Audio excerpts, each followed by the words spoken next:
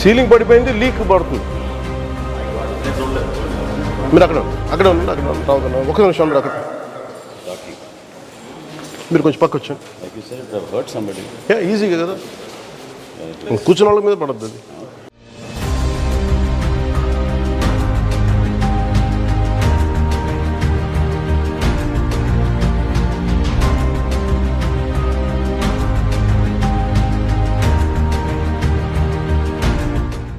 Cost initial అనుకుంది ఎంత over run అయ్యారు మీరు?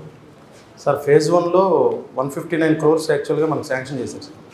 ఫేజ్ 1లో ఓన్లీ మనం గ్రౌండ్ లెవెలింగ్, ఎగ్జిస్టింగ్ బిల్డింగ్స్ ఉన్నాయి సార్, హరిత బిల్డింగ్స్, అవి dismantling, ground levelling, slope protection మొత్తం కలిపి 159.31 crores sir. Okay. Next second ఫేజ్లో 94.49 crores శాంక్షన్ చేశారు సార్. అది 3 blocks sir, Vizianagara, Vengi and Gajapati బ్లాక్స్కి ఓన్లీ ఫర్ స్ట్రక్చర్స్ సార్. మళ్ళీ ఫేజ్ 3లో 112.76 crores శాంక్షన్ చేశారు సార్. ఫేజ్ 1, 2, 3 కింద చేశారు సార్. ఫేజ్ 3 అంతా కూడా ఆర్కిటెక్చర్స్.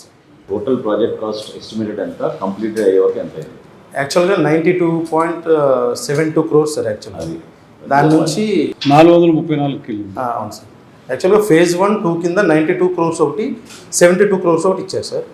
దాని నుంచి 451కి వచ్చింది సార్. 92 ఇంక్లూడెడ్ ల్యాండ్ లెవెలింగ్ అంతా అన్ని సార్. కలిపి సార్ ఇంటీరియర్ కూడా కలిపి. Interior sir. ఇది ఇంటీరియర్కి ఎక్స్క్లూజివ్గా 32 కోట్లు అయింది. అవును సార్. 397 + 32 టోటల్ 434. అంటే సార్ ఫర్నిచర్కి separate GO sir, interiors furnishings కూడా సెపరేట్ జీవో సార్. ఇప్పుడు ఈ మిగతా ఫెసిలిటీస్, పవర్ కానివ్వండి, వాటర్ కానివ్వండి, అవన్నీ ఏంటి, శానిటేషన్ కానివ్వండి, ఎట్లా దాన్ని బిల్డప్ చేశారు ఇక్కడ? మీకు ట్రాన్స్ఫార్మర్ డైరెక్ట్గా తీసుకొచ్చి సబ్స్టేషన్స్ పెట్టేసి సబ్స్టేషన్ అది సెపరేట్ జీవో ఉంది సార్. 13 crores సెపరేట్ సంబంధం లేదు? లేదు సార్. అది 13 కోట్లు.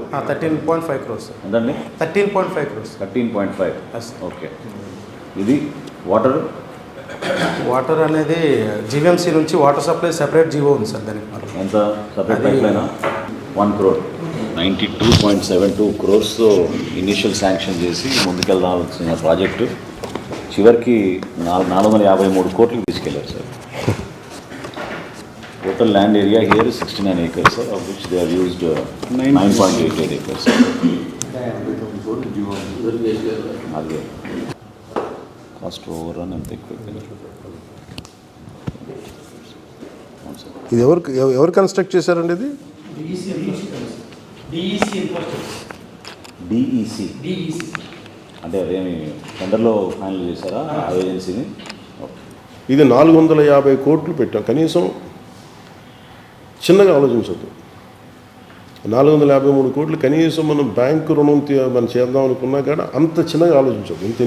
ఒక ప్రైవేటు వ్యక్తి ఎలా దీని మీద 453 కోట్లు ఒక ప్రైవేట్ వ్యక్తి పెట్టుబడి పెడితే దాని మీద ఎంత ఆదాయం తీస్తాడో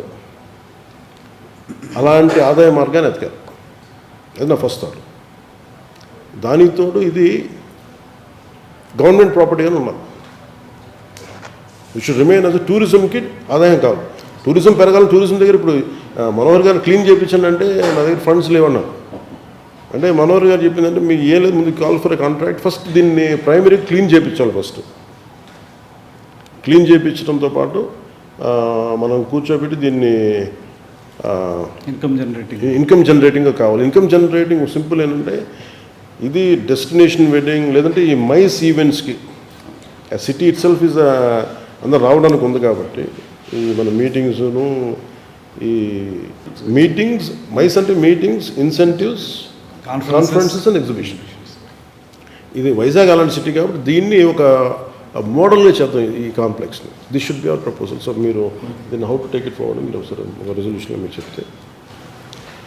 జనసేన లెజిస్లేచర్ విభాగం నుంచి మన అధ్యక్షులు గారు చెప్పిన సూచనలు, అట్ ద సేమ్ టైం గతంలో మనం చేసిన పోరాటం, అనేక సందర్భాల్లో కేసులు కూడా స్థానికంగా మన నాయకులపైన, కార్యకర్తలపైన, చివరికి ప్రెసిడెంట్ గారు ఒక రోజు వచ్చి సరదాగా టీ తాగుదాం, అసలు ఏం జరుగుతుందో ఇక్కడ చూద్దాం అనే దానికి బయలుదేరినా కూడా హోటల్ నుంచి అడ్డుకొని రానికుండా వేల మంది పోలీసులతో ఆ రోజు ఇబ్బంది పెట్టారు.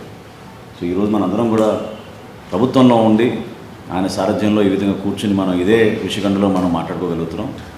అయితే మనం ఖచ్చితంగా ప్రొటెక్ట్ చేయాలి, ఇది మన బాధ్యత. స్టేట్ యాసెట్ ఇది. అందులో టూరిజం శాఖలో టూరిజం డెవలప్మెంట్ కోసం ఏర్పాటు చేసిన ఈ వ్యవస్థని తప్పకుండా మనం అందరం కూడా కలిసికట్టుగా దీన్ని ముందుకు తీసుకెళ్తాం. రాబోయే క్యాబినెట్ సమావేశంలో దుర్గేష్ గారు మీరు కూడా ముఖ్యమంత్రి గారితో దృష్టికి తీసుకెళ్ళి నోట్ ప్రవేశపెడితే ఇమీడియట్గా ఏదో ఒక నిర్ణయం తీసుకుని ముందుగా అసలు నా అభిప్రాయం అయితే ఫస్ట్ హౌస్ కీపింగ్ మీరు చేయించాలి. ఎందుకంటే బాగా చెడిపోయింది.